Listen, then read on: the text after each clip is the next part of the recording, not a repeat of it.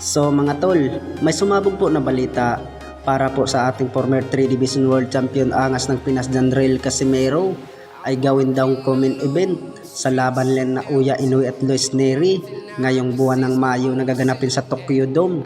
Pero hindi po natin alam mga tol kung sino ang makakalaban ng angas ng Pinas kung hindi sila mag-rematch ni Yukinori Ogoni mga tol.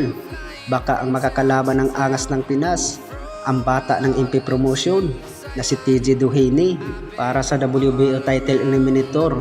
Mandatory kung sino ang mananalo ni na Uya Inoue at Luis Neri. Bukod dyan, maganda sana kung mananalo ang angas ng Pinas Janrel Casimero sa laban.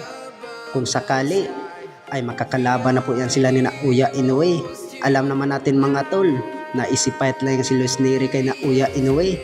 Alam naman natin kung sino ang mananalo sa dalawa.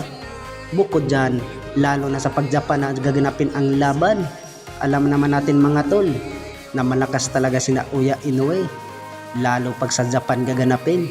Samantala ay natatandaan po natin mga tol na sinabi po ng angas ng Pinas Janrel Casimero ay magbabalik po siya sa ibabaw ng lona itong taon na 2024. Natatandaan rin natin mga tol nung sinabi po sa kanyang kapatid na head coach na si Jason Casimero na may paparating daw ng laban ang angas ng Pinas, pero hindi pa daw nila sasabihin kung sino ang makakalaban ng angas ng Pinas Janrel Casimero. Big fight daw yan. So ngayon, malapit na ang ihayag yung big fight ni Otol. Alam ko na sabihin mo na naman ngayon na hindi makakalaro si Otol ng malaking laban kung hindi dahil sa'yo.